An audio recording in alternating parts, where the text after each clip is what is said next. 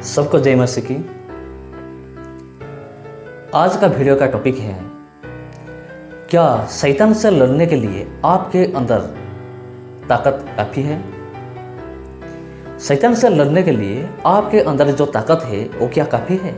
आज का टॉपिक है। चलिए वीडियो को शुरू करते हैं। पिछले वीडियो में मैं आपको बताया था कि हमारे पास एक अस्त्र है जो कि शैतान का हर एक अस्त्र को व्यर्थ कर देता है।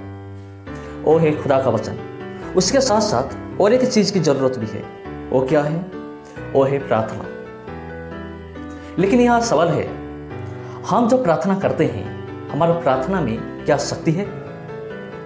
हम जो प्रार्थना करते हैं वो प्रार्थना क्या परमेश्वर के पास पहुंचता है? चलिए आज हम जानेंगे। मैं आज आपको बताऊंगा तीन चीज जो कि हमें बताएगा। इसके द्वारा आप जान सकोगे कि हमारा प्रार्थना क्यों प्रभु नहीं सुनता है, हमारा प्रार्थना में क्यों शक्ति नहीं है, ताकत नहीं है। सिर्फ अस्त्र धारण करने से कुछ नहीं होता, शरीर में ताकत होना भी जरूरी है। वो तीन चीज में आज आपको बताने वाला हूं, इसलिए मेरे साथ बने रहिए। पहला कारण, क्यों खुदा हमारा प्रार्थना नहीं सुनता। हम एक वचन की ओर जाएंगे। पहला यूहन्ना चैप्टर 5 वर्स 14। यहाँ इस प्रकार लिखा है, और हमें उस पर यह भरोसा है कि यदि हम उसके इच्छा के अनुसार कुछ मांगते हैं तो वो हमारा सुनता है। वचन में साफ साफ लिखा गया है, ये मैं नहीं कह रहा हूं, वचन में लिखा है। अगर हम खुदा की इच्छा के अनुसार प्रार्थना करेंगे तो खुदा हमारा प्रार्थना सुनेगा। इसका मतलब यही है, अगर हम खुदा की वचन के अनुसार, उनकी इच्छा के अनुसार अगर हम प्रार्थना नहीं करते हैं तो वो प्रार्थना व्यर्थ हो जाता है। हम कितने भी उपवास क्यों ना कर ले, कितना भी प्रार्थना क्यों ना कर ले, अगर खुदा की मर्जी नहीं है तो वो प्रार्थना खुदा नहीं सुनता है। इसलिए खुदा की मर्जी होना बहुत जरूरी है। और दूसरी बात, प्रभु क्यों हमारा प्रार्थना नहीं सुनता है? दूसरा कारण है, हमारा लक्ष्य अगर गलत है तो हमारा प्रार्थना खुदा कभी नहीं सुनता है। हमारा इंटेंशन क्या है? हम जो मांग रहे हैं, क्या मांग रहे हैं? कभी कभी हमें खुद को भी नहीं पता होगा। कभी कभी हम क्या करते हैं, गलत तरीका से मांग देते हैं।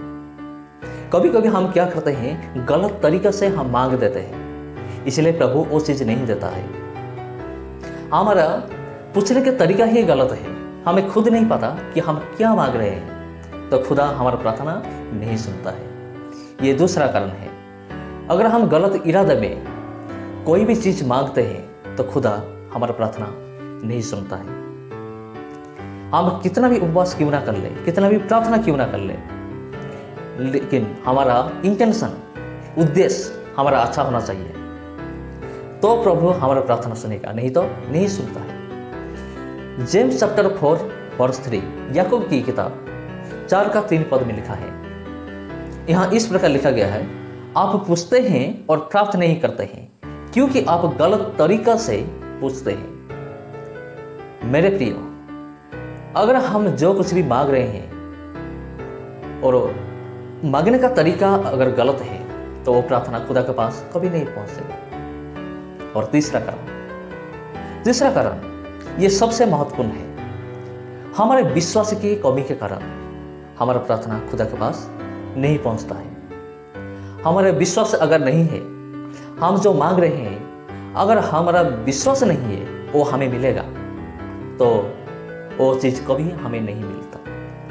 मैथ्यू चैप्टर 21 वर्स 22 में लिखा है, यहाँ ऐसा लिखा है, और जो कुछ भी तुम प्रार्थना में मांगोगे, यदि तुम में विश्वास हो वो तुम्हें मिलेगा। हम जो कुछ भी मांग रहे हैं, अगर हमारा विश्वास नहीं है तो वो चीज हमें कभी नहीं मिलेगा। इसलिए हमारा प्रार्थना कभी कभी रिजेक्ट हो जाता है। इसलिए प्रभु यीशु मसीह ने अपने शिष्यों लोगों को कहा, अगर तुम्हारे पास एक मस्टर्ड सीड जैसा है, सोर्स की दाना, उसकी समान अगर तुम्हारा विश्वास है तो ये पहाड़ को उधर जाकर गिर जा अगर हम कहेंगे तो हमारा बात वो मानेगा। इसीलिए हमें प्रार्थना करना चाहिए। शैतान जो है वो क्या करता है, हमारे प्रार्थना के जीवन के ऊपर, हमारे विश्वास के जीवन के ऊपर वो क्या करता है, वार करता है, प्रहार करता है।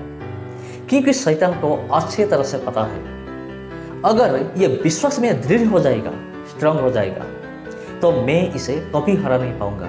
इसलिए शैतान क्या करता है, हमारे विश्वास के बीच वो क्या लाता है, और अविश्वास को लाता है और हमारे प्रार्थना के जीवन पर वार करता है, जिससे हम कमजोर हो जाए। ये था तीन कारण प्रभु हमारा प्रार्थना क्यों नहीं सुनता है, क्यों हमारा प्रार्थना में ताकत नहीं होता है। अगर ताकत नहीं है तो हम शैतान के साथ लड़ेंगे कैसे, उसको हराएंगे कैसे, तो नामुमकिन है।